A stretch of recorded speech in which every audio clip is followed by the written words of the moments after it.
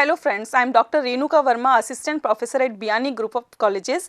Welcome again on behalf of gurukpo.com. आज हम बात कर रहे हैं जेनेटिक लाइब्रेरीज की। सुनने में कैसा लग रहा है? जेनेटिक लाइब्रेरीज मीन्स क्या? हमें पता होना चाहिए हम किसकी बात कर रहे हैं। लाइब्रेरी वर्ड जो है वो हम किसके लिए यूज़ करते हैं? लाइब्रेरीज यानी ऐसा एक कोई लोकेशन या ऐसा कोई स्पेस जहाँ पे हम किसी बुक की बहुत सारी कॉपीज़ को एक साथ रखते हैं। तो जब हम जेनेटिक लाइब्रेरीज़ की बात करते हैं तो जेनेटिक लाइब्रेरीज़ का मतलब हुआ जब हम बहुत सारे जीन्स को एक साथ कलेक्ट करके या स्टोर करके रखते हैं तो उसे हम जेनेटिक लाइब्रेरी बोलते हैं। अब जेनेटिक लाइब्रेरी हमने जान लिया कि क्या है, तो हमें ये पता होना चाहिए कि कितने टाइप की जेनेटिक लाइब्रेरीज़ होती हैं या जीन लाइब्रेरीज़ होती हैं। इस वीडियो में हम बात कर रहे हैं जीनोमिक लाइब्रेरी की। नाम से ही पता चल रहा है कि जिस लाइब्रेरी में जीनोम्स का कलेक्शन हो, जीनोम्स को स्टोर करके रखा जाए, उसे हम जीनोमिक लाइब्रेरी बोलते हैं। अब जीनोमिक लाइब्रेरी वर्ड हमें समझ में आ गया कि मीन क्या है या जीनोमिक लाइब्रेरी एक्चुअली क्या है, हमें पता चल गया। लेकिन वो होती क्या है और कैसे उसको हम आगे प्रोसीड करते हैं, उसको हम इस वीडियो में देखेंगे। जीनोमिक लाइब्रेरी जब हमें किसी भी ऑर्गेनिज्म के कंप्लीट जीनोम को स्टोर या कलेक्ट करके रखना होता है तो उसे हम जीनोमिक लाइब्रेरी बोलते हैं।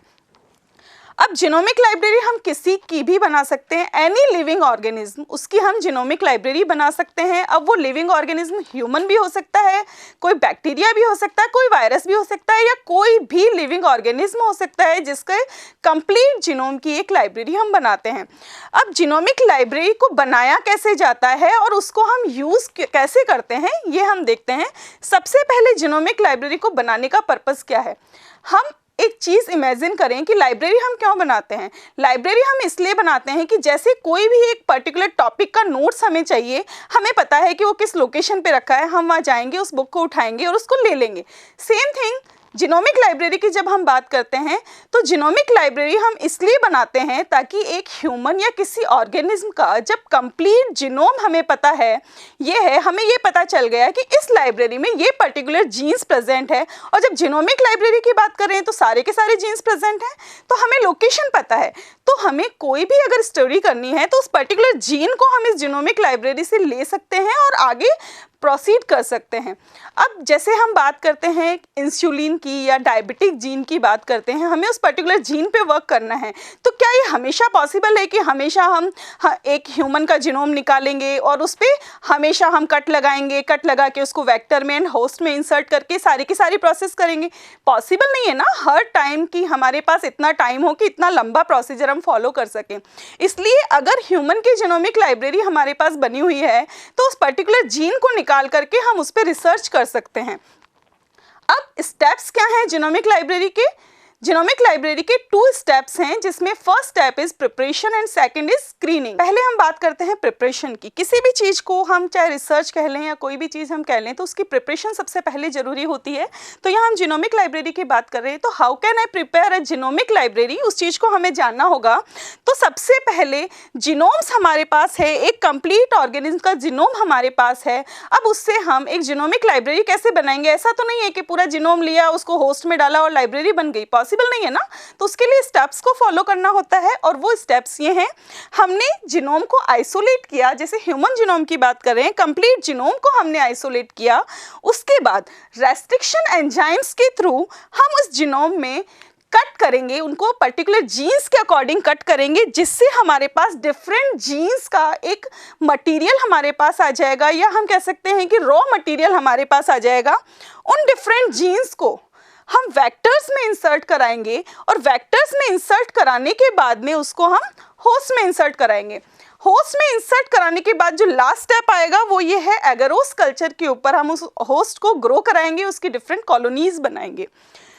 बात करते हैं अगर होस्ट की, तो नॉर्मली ई कोलाई को या बैक्टीरियाज को हम एज अ होस्ट यूज़ करते हैं। और अगर वेक्टर्स की बात करें तो वेक्टर्स के रूप में हम प्लाज्मिड, कॉस्मिड या किसी भी वेक्टर को हम यूज़ कर सकते हैं। तो ये तो एक सिंपल प्रोसेस है एक जीनोमिक लाइब्रेरी को बनाने का, कि हमने जीनोम लिया, उसको कट किया, वेक्टर में इंसर्ट कराया और उस वेक्टर को हमने होस्ट में इंसर्ट करा के उनकी कॉलोनीज डेवलप कर दी। लेकिन वो सारी चीज़ तो हमारे पास आ गई।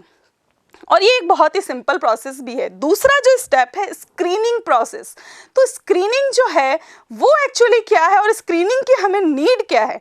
तो स्क्रीनिंग की नीड सिर्फ इसलिए होती है कि हमें ये पता रहे कि पर्टिकुलर जीन पे अगर हमें वर्क करना है तो उसको हम कैसे स्क्रीन करेंगे, कैसे आइडेंटिफाई करेंगे। सेकेंड प्रोसेस है स्क्रीनिंग, कि हम उस जीन की स्क्रीनिंग कैसे करेंगे। जैसे मैंने आपको पहले एक एग्जांपल दिया था कि हम इंसुलिन जीन की बात कर रहे हैं, तो आजकल इतनी रिसर्च हो गई है कि जिस भी पर्टिकुलर जीन की हम बात करते हैं उसका सीक्वेंस हमें ऑलरेडी पता होता है। तो हमें जो जीन हमारा है, इंटरेस्ट का जो जीन है, जो कि हमें इस पर्टिकुलर कॉलोनी से निकालना है या एक्सट्रैक्ट करके उस पर वर्क करना है, उसके लिए हम क्या करेंगे, हम उस जीन का कॉम्प्लीमेंट्री जीन या कॉम्प्लीमेंट्री डीएनए लेंगे।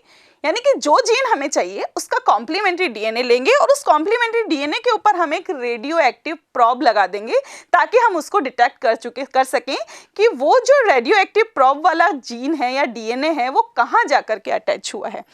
अब ये जो कंप्लीट आपको दिख रहा है पेट्री प्लेट में डिफरेंट कॉलोनीज ग्रो हुई हुई हैं ई कोलाई की।